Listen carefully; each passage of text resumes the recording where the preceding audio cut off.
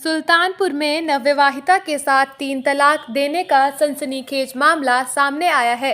इतना ही नहीं, तलाक देने के बाद पत्नी और उसके परिवार को लगातार पति द्वारा प्रताड़ित भी किया जा रहा है। फिलहाल पीड़ित पत्नी ने पुलिस अधीक्षक से मिलकर न्याय की गुहार लगाई है। वहीं पुलिस मामले की जांच कर कार्यवाही की बात कह रही है।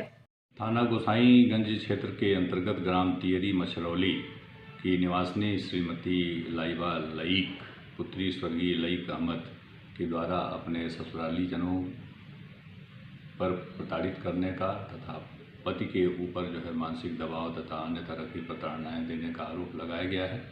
इस संबंध में उनकी तहरीर पर जांच करके अग्रेतर विधिक कार्रवाई प्रचलित है। दरअसल गोसाईगंज थाना क्षेत्र के तियरी गांव की रहने वाली एक युवती को उसकी बुआ ने अपने बेटे मुगीस अहमद से निकाह का प्रस्ताव भेजा था, लेकिन मुगीस की हरकतों को देखते हुए युवती के परिवार वालों ने इनकार कर दिया। लेकिन परिवार और रिश्तेदारों का दबाव ज़्यादा बढ़ा तो बीते 4 जुलाई को युवती और मुगीस का निकाह हो गया। लेकिन निकाह के बाद ही युवती को पता चल गया कि पति और ससुराल वालों ने उसे मानसिक प्रताड़ना शुरू कर दिया है। इतना ही नहीं, उसे ये भी पता चल गया कि मुगीस का किसी अन्य युवती से प्रेम प्रसंग चल रहा है। इसी बीच बीते 23 सितंबर को परिवार के सामने ही मुगीस ने युवती को 3 बार तलाक बोलकर उसे घर से निकाल दिया। पीड़ित युवती अपने मायके चली आई, लेकिन फिर भी पुलिस ने शिकायत नहीं की गई। बीते 14 नवंबर को पति मुगीस अपने परिवार वालों के साथ युवती के घर पहुंचा और अपने छोटे भाई से निकाह करने का दबाव बनाने लगा। युवती और उसके परिवार वालों ने मना किया तो पति मुगीस ने न पहले तो व्हाट्सएप पर धमकियां दी और उसके बाद इन सभी ने मिलकर पीड़ित युवती और उसके घर वालों की जमकर पिटाई कर दी। व्हाट्सएप पर 3 तलाक, दूसरी लड़की से प्रेम प्रसंग और धमकी देने का भी सबूत मौजूद है। पीड़ित परिवार न्याय की आस में गोसाईगंज थाने पहुंचे, लेकिन कोई कार्यवाही नहीं हुई। लिहाजा युवती सोमवार को पुलिस अधीक्षक कार्यालय पहुंची और रो रो कर अपनी दास्तां सुनाई। फिलहाल पुलिस अधीक्षक ने उसे न्याय संगत कार्यवाही करवाने का आश्वासन दिया है। उनकी माने तो मामले की जांच की जा रही है और उसके बाद दोषी पाए जाने पर कठोर कार्यवाही की जाएगी। जी लाइबा, क्या क्या करने आई थी अभी पुलिस अधीक्षक? यहाँ पे हम कंप्लेन करवाने आए थे अपनी। क्या मामला, पूरा मामला बताइए। जी, मेरी शादी हुई थी 4 जुलाई को और जो है मतलब मेरी बुआ के बेटे के साथ ही हुई थी। तो जो है वो मतलब उनका अफेयर कहीं और था। वो शादी मतलब जो भी रहा होगा उनका, क्योंकि हमें ये सब चीज़ें पता थी तो हमने शादी के लिए मना कर दिया था। तो मतलब फूफी थी मेरी, तो उन्होंने मतलब प्रेशर किया अम्मी पे, तो अम्मी मतलब मान गई, तो शादी मेरी हो गई। उसके बाद मतलब शादी के तुरंत बाद से ही जहेज़ को लेकर मतलब ये सब चीज़ें वो लोग ताना देते रहे, बदतमीज़ी करते रहे, मतलब पूरे घर भर उनको परेशान करते रहे। लेकिन मतलब हमने कुछ नहीं बोला, क्योंकि पापा है नहीं, मेरे भाई है मेरे, इन्हीं के ऊपर सारी जिम्मेदारी थी। तो जो है और उनके भाई लोग सब बदतमीज़ी करते रहे। हमने अपने मतलब शौहर से भी शिकायत की तो उन्होंने कोई वो नहीं किया। उसके बाद कहा कि मतलब यहाँ रहना है तो मेरी सुन के रहो, और जो है अगर वो करोगी मतलब कहने लगे कि अपने भाई के साथ मतलब जो भी चीज़ें बोली, तो कहा कि अगर घर की बात घर में रह जाएगी, मेरी बात मानो। तो हमने जब मतलब ये लोग पैसे वाले हैं तो इनको मतलब कोई किसी तरह का रिजेक्शन बर्दाश्त नहीं होता, तो हमने जब वो चीज़ मना की तो हमें मारा और मारने के बाद हमें तलाक दे दिया। तलाक देने के बाद जो है मेरे घर में फ़ोन किया, भाई आए, फिर हम अपने घर चले आए। घर आने के बाद भी मतलब कि अगर कोई एक्शन लेंगे तो ये लोग जाके मतलब जान से मार देंगे। मेरी अम्मी को, मेरे भाई को लगातार बदतमीज़ी करते रहे, तो अम्मी ने मना कर दिया। तो मतलब हम लोग ने फिर कोई एक्शन नहीं लिया। उसके बाद भी ये लोग परेशान करते रहे, जगह जगह बैठकर गलत बातें, गलत चीज़ें सब कहते रहे। उसके बाद 14 तारीख को सुबह मतलब पहले मैसेज किया। हाँ, मेरे पास मैसेज भी है कि मतलब घर में घुस के कैसे मारते हैं, आज बताएंगे, आज तुम्हें पता चल जाएगा।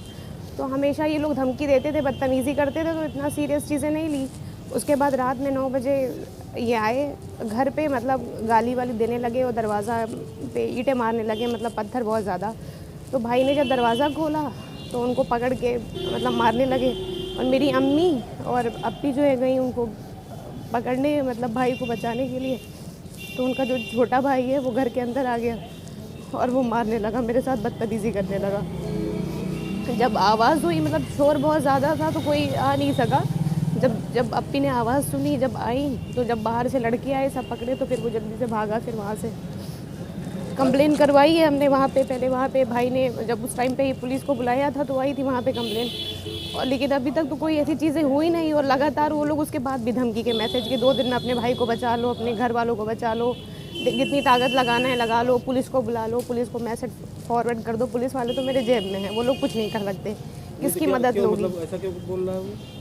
क्योंकि इनके यहाँ ये होता आया है, ये अपने पड़ोसियों को या इनके घर में भी जो बहुएं हैं वो सारी कंप्लेन हुई है।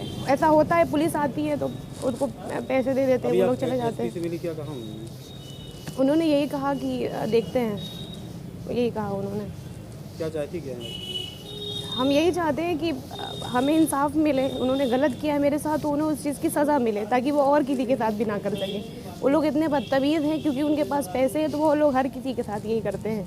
अपने पड़ोसियों को, उनके घर में जो और बहुएं हैं उनके साथ भी यही करते हैं। तो परेशान करते हैं तो पैसे हैं, कोई पुलिस आती है, कोई भी इनके खिलाफ़ कंप्लेन करता है तो पैसे देकर सारी चीज़ें ख़त्म कर देते हैं। तो इनको लगता है कि ये कुछ भी कर सकते हैं, इनके पास पैसे हैं, चाहे जिसको परेशान करे चाहे जिसको तंग करे। क्या नाम है आपका? सर मेरा नाम अदीब अहमद है सर। क्या मामला क्या है आपका? सर ये छोटी सिस्टर है हमारी, तो इसकी शादी हुई थी सर 4 जुलाई को। हमारी बुआ जी के ही बेटे के साथ हुई थी। तो शादी के बाद शादी हुई, शादी होने के बाद ही 2-4 दिन के बाद ही उसको परेशान किया जाने लगा। 1 महीने तकरीबन गुजरे थे, 1 सवा महीने गुजरे होंगे, उसको मारा पीटा गया। मेरे पास फ़ोन आया उसका, मैं बाहर था, मेरे पास फ़ोन आया तो मैं रात में पहुंचा तो पता चला उसको मारा पीटा भी है। 2-3 दिन से उसका कमरा बंद किए हुए हैं, कमरे में उसको जाने नहीं दे रहे हैं। कमरे में अलमारी में उसकी ताला लगा हुआ है। तो मैं उसको लेके घर आ गया सर अपने। घर आने के बाद फिर थोड़ा सा धमकी वगैरह दी गई हमको। हम उस वक्त कहीं हमने कोई मुकदमा या कुछ इसी तरह की कोई कोशिश नहीं की हमने।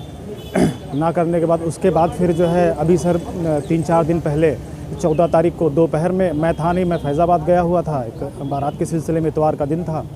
तो इसके मेरे घर में माताजी के मोबाइल पे मैसेज आता है कि आज रात में आऊँगा, शाम को आऊँगा। अपने भाइयों का नाम दिया उन्होंने कि घर पे आऊँगा, घुस के मारूँगा। तो मैं वापस आया ही था बारात से, 5 ही 7 मिनट हुए थे, ज़ोर ज़ोर से आवाज़ आने लगी। जब मैं बाहर गया तो ये लोग थे, दोनों भाई थे, घर पे अद्धा मार रहे हैं, गालियाँ दे रहे हैं। और बगल में शादी थी तो कुछ लोग भी इकट्ठा हो गए। तो उसके बाद हम लोग बाहर निकल के उसको हम रोकने लगे तो एक छोटा वाला भाई वो घुस के इनको मारने लगा, सिस्टर को हमारी मारने पीटने लगा। उसके बाद हमने सर गोसाईगंज थाने में जाके प्राथमिकी भी दर्ज कराया, 100 नंबर डायल किया।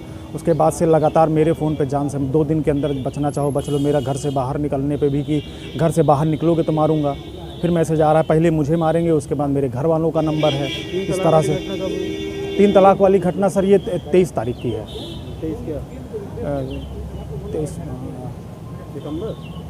23 सितंबर। उसकी शिकायत आपने थाने पे की थी? 3 तलाक दिया? नहीं सर, जब नहीं किया था सर, थोड़ा सा हम लोग डरे भी हुए थे और उसके बाद इस वजह से हमने नहीं किया। लेकिन जब सर घर पे आके गाली गलौज मारपीट करने लगे तब मैं सर थाने पे गया। अब यहाँ एसपी साहब से मिले क्या कहा?